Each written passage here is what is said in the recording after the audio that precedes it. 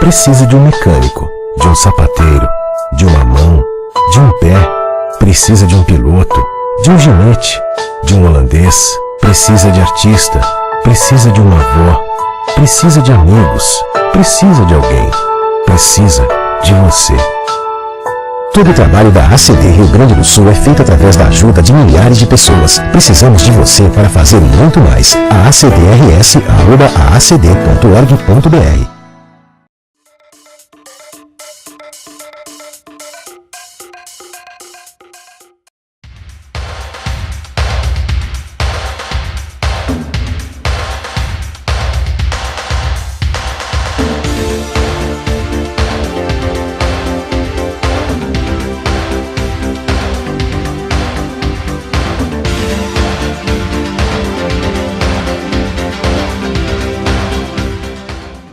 O que a gente mais faz hoje em dia é clicar.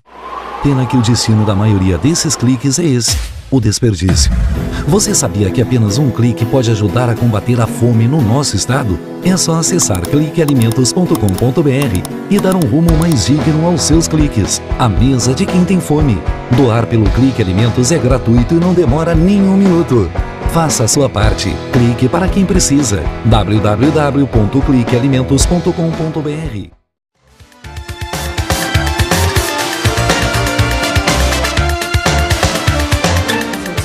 Estamos recebendo o médico oftalmologista, cirurgião ocular, Dr. Luciano Bellini, que participa conosco aqui para falar sobre cirurgia de catarata, cirurgia refrativa e as situações, né, de hoje, novidades, operações a laser, enfim, uma série de situações aqui que ele vai trazer para dentro do programa de hoje, justamente para esclarecer, principalmente a você que está sempre aí ligado na nossa programação. Tudo bom? Tudo bom, prazer e obrigado pelo convite. Nós é que agradecemos pela sua presença dentro do programa e para estar dando um tema tão importante para falar dos olhos. Os olhos que são fundamentais, assim, para que a gente possa realmente perceber, visualizar as coisas. E a gente sabe, né, que quando a vista cansa, a dificuldade de leitura está um pouco defasada, a percepção também das distâncias, enfim, tem uma série de conotações que eu gostaria, inclusive, que o senhor começasse aí falando, né, sobre essa cirurgia, dessas importâncias, o que isso realmente traz em termos de benefício e correções para essas situações que a gente vivencia no dia a dia. Certo. Bom, primeiramente, eu acho que é importante termos em mente que existem diversas doenças oculares que vão prejudicar a visão. Né? Aqui, na pauta de hoje, vamos falar um pouquinho sobre cirurgia de catarata e também cirurgias refrativas, não é? Então, acho que poderíamos começar pela cirurgia de catarata. Por favor. Então, a catarata consiste na opacificação do cristalino, que é como se fosse a lente natural dos nossos olhos. Então, uma vez opacificada pela catarata, isso determina com que haja uma dificuldade de visão, devido à dificuldade da luz de entrar para dentro do olho e assim estimular a retina. Não é?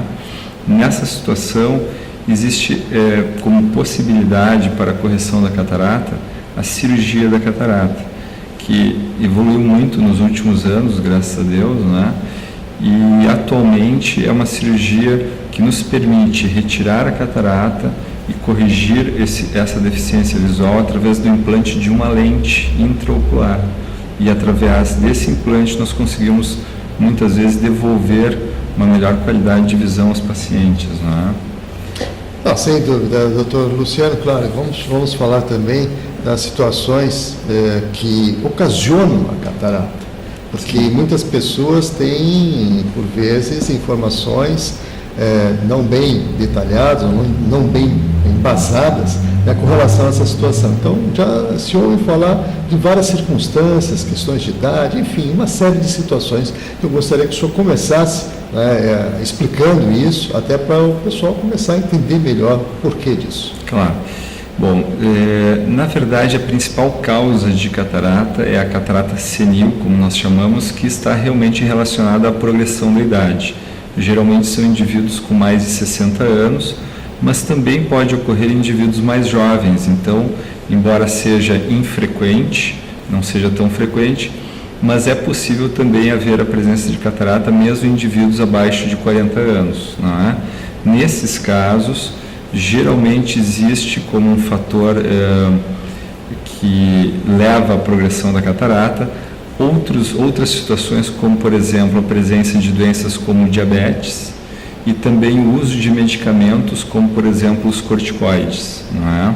Fora isso, existem doenças mais raras que também podem levar à catarata, até mesmo na infância, né? Até mesmo em bebês e crianças, excepcionalmente isso também pode ocorrer. Quais seriam elas, doutor? Daí existe uma série de doenças, como por exemplo doenças infecciosas, não é? Então durante a gestação, se a mãe, enfim, adquire doenças infecciosas, como por exemplo a toxoplasmose, que é a doença do gato, né?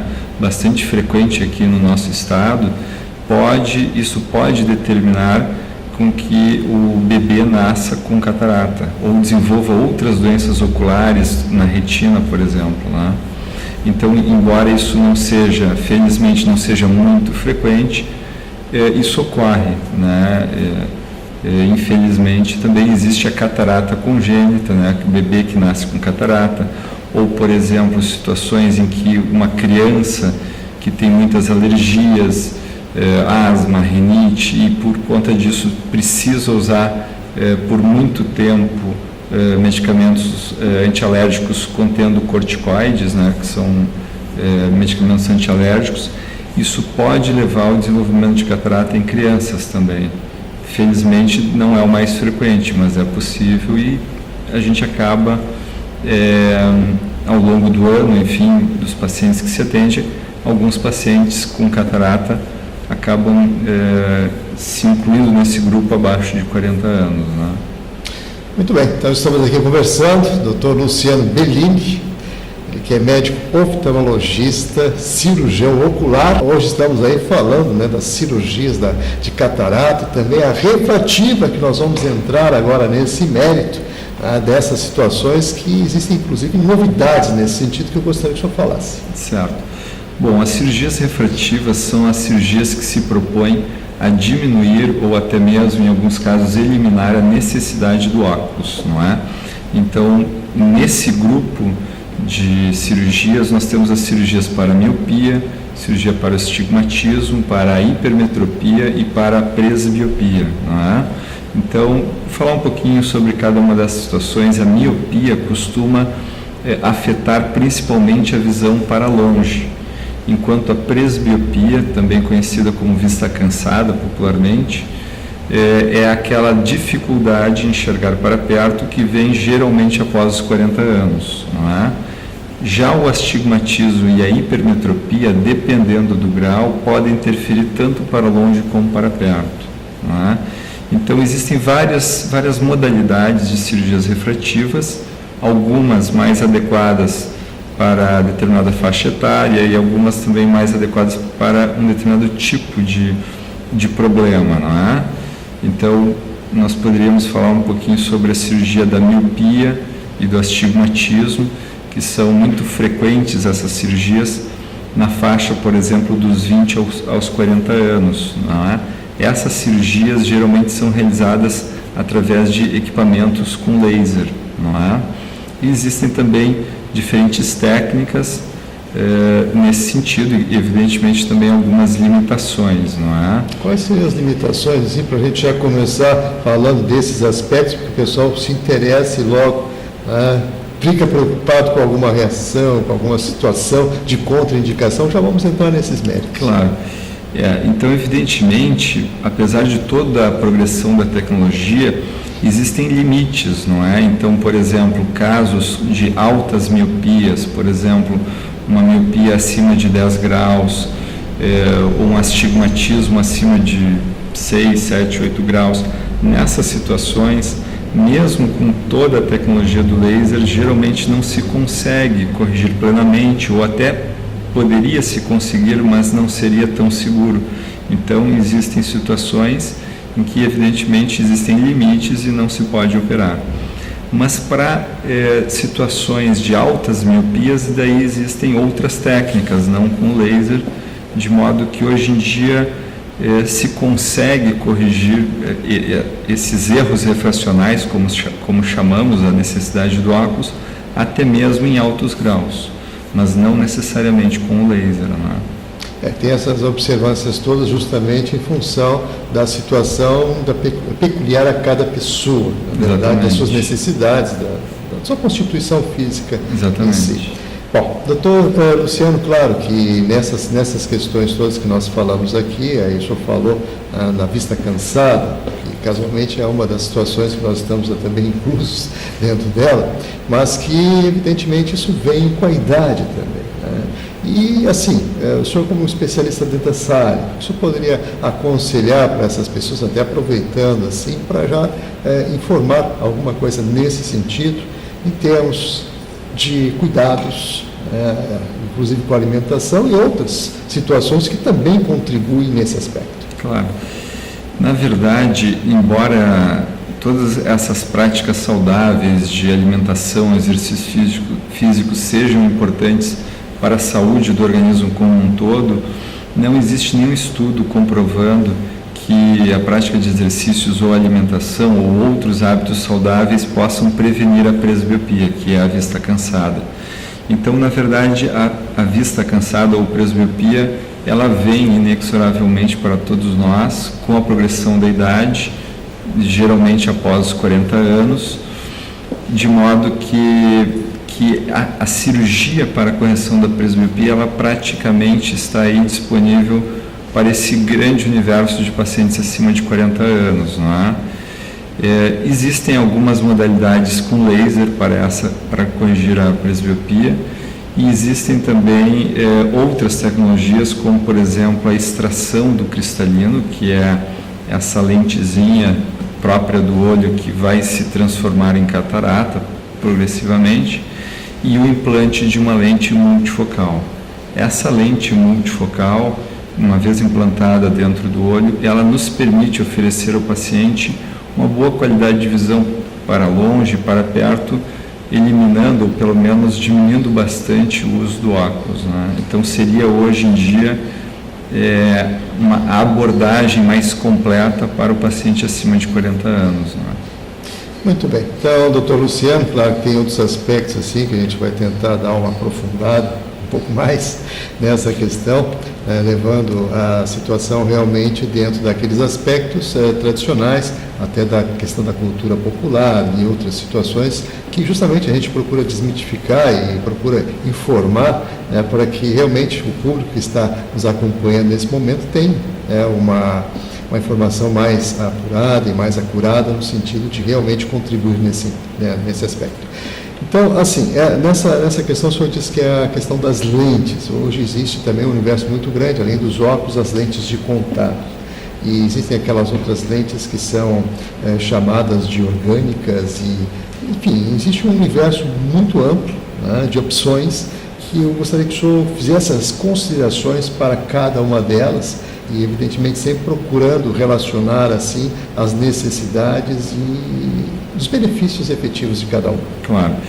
Bom, em relação a essas lentes que se usam externamente, que são as lentes de contato, como chamamos, podemos dividi-las basicamente em dois grupos, as lentes rígidas e as lentes gelatinosas. As gelatinosas são molezinhas, não é? E muito mais confortáveis no seu uso, mas elas apresentam algumas limitações, especialmente em graus muito elevados de astigmatismo, não é? O astigmatismo, vou fazer um parênteses, decorre geralmente de uma distorção da córnea, não é? Então as lentes gelatinosas apresentam essa limitação de não corrigir muito bem os graus maiores de astigmatismo, enquanto que as lentes rígidas, apesar de serem um pouco mais desconfortáveis para o paciente, corrigem mais adequadamente esse tipo de problema, não é? Eu queria chamar a atenção, não sei se eu posso fugir um pouquinho, e falar de um tipo de doença que afeta a córnea e que é muito frequente, não é? No nosso meio, no mundo inteiro, na verdade, que é o ceratocone. Justamente porque o ceratocone é uma doença que leva a distorções na córnea, gerando geralmente graus de miopia e astigmatismo. E é uma doença muito frequente em pacientes abaixo de 20 anos de idade. Então é muito comum, às vezes, um adolescente que não está enxergando bem, vai no médico, oftalmologista. Num primeiro momento, esse diagnóstico pode até passar despercebido, não é, digamos assim, simulando apenas um grau de miopia e astigmatismo, quando na verdade se trata de uma doença muito importante da córnea que pode progredir, levando eventualmente à necessidade do transplante de córnea, não é? Então eu queria chamar um pouco a atenção também para a necessidade de se procurar o oftalmologista, fazer exames de rotina, até mesmo quando se imagina que a sua visão está boa, para detectar precocemente doenças como o ceratocone, que por sua vez tem solução, não no sentido de curá-lo, mas de amenizá-lo ou de evitar a sua progressão e, consequentemente, preservar a visão desses pacientes jovens, muitas vezes, não é? É realmente um alerta muito importante que o senhor faz e, claro, que a gente também enfatiza essa situação, que o Dr. Luciano aqui colocou algo que realmente nos leva a refletir, porque ele foi muito brando em colocar a circunstância que pode levar à cegueira. E esse é um problema realmente muito sério. Dentro dessa linha provocada por último, enfatizada agora por mim, eu gostaria que o senhor também contribuísse no sentido de alerta, né, dessas questões que podem levar à cegueira. E eu gostaria que o senhor falasse delas e, claro, orientasse inclusive as pessoas nesse aspecto. Claro. Bom, então, pensando nesse âmbito da saúde pública, não é? A catarata, volto a repetir, é uma das doenças que mais leva à cegueira no mundo todo e também no Brasil, então temos que estar atentos à catarata, que por sua vez se manifesta com essa diminuição progressiva da visão. Então, nesse sentido, o próprio indivíduo tem como, de alguma forma, se dar conta e procurar o atendimento. Contudo, existem outras doenças, como por exemplo o glaucoma, que também é muito frequente e que também pode levar à cegueira e que, por sua vez, não se manifesta numa boa parte da evolução da doença, sendo o que nós chamamos então de uma doença silenciosa. Isso porque o glaucoma tem como seu principal fator de risco o aumento da pressão ocular. E o aumento da pressão ocular, por sua vez, na maioria das vezes, não apresenta, não gera nenhum sintoma para o paciente, ou seja, o paciente não está percebendo a perda da visão, ele não está sentindo dor, mas a doença existe e está progredindo, levando lentamente à perda da visão periférica. Então, quando o indivíduo se dá conta da perda da visão central, como nós chamamos, já é tarde e a doença já está bastante avançada e muitas vezes não há o que ser feito. Então, nesse sentido, e até especialmente em relação ao glaucoma, o que se recomenda realmente é procurar o seu oftalmologista pelo menos a cada 2, 3 anos, se possível a cada ano, no sentido de medir a pressão ocular e assim prevenir ou tratar pelo menos precocemente o glaucoma, não é? Além disso, existem outras situações em faixas etárias específicas, como por exemplo o grupo pediátrico, não é? Pacientes jovens que muitas vezes se descobre um problema ocular quando a criança entra na escola e às vezes já é tarde, não é? Então, nesse sentido, se recomenda que os pais levem os seus filhos para uma consulta oftalmológica antes até mesmo de completar 3 anos de vida, não é? O ideal mesmo seria antes de completar o primeiro ano de vida já ter uma avaliação oftalmológica. Ter um acompanhamento. Exatamente. É importante, claro. São detalhes assim que se você se agregando, na verdade, o mundo, o universo médico tem propiciado uma série de situações, por exemplo, para cuidados da saúde, o teste do pezinho, o teste da orelhinha, e agora o senhor também propõe a situação do teste da pressão ocular até, e também para ver qual é o grau, como está a condição de visão daquela criança em si. Então, são fatos importantes que a gente destaca, inclusive aqui dentro do programa, e, claro, estamos chegando aqui aos minutinhos finais. Dr. Luciano Bellini, ele que é médico oftalmologista, cirurgião ocular, participando hoje conosco, fazendo alertas e falando especificamente de algumas cirurgias, a catarata e a situação da cirurgia refrativa, que realmente são as mais comuns dentro do nosso universo, mas outras tantas, como ele aqui colocou, glaucoma e outras situações também que devem ser previamente observadas, ou seja, detectadas, para que o médico possa auxiliar, possa intervir de alguma forma e ajudar nesse sentido. Então, eu gostaria, nesses minutos finais, que o senhor fizesse as suas considerações e agregasse aquilo que o senhor julga também importante para o momento que deixou de falar durante toda a nossa entrevista. Claro.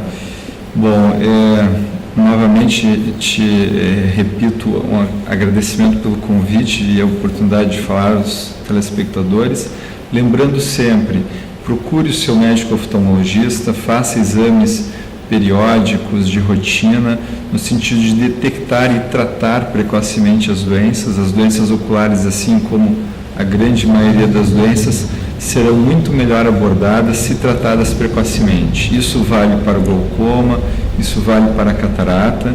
Não existe, então vamos fazendo um parênteses importante, antigamente se dizia que a catarata precisava amadurecer para daí ser operada. Esse é um conceito antigo, superado, não se aceita mais esse conceito.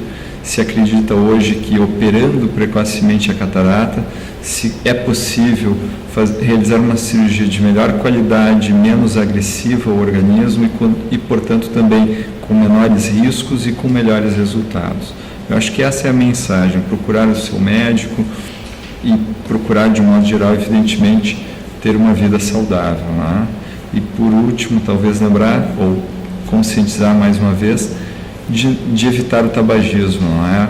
Existem várias doenças na retina associadas com o tabagismo, então sempre lembrando que, se possível, não fume ou deixe de fumar sempre que possível. Realmente, mensagem importantíssima, né? Vai direto aos fumantes para ter um cuidado redobrado com a sua visão. Então, vamos agradecer aqui ao Dr. Luciano Bellini, médico oftalmologista, cirurgião ocular, que trouxe aí informações e alertas significativos aí dentro da sua especialidade. Mais uma vez, muito obrigado.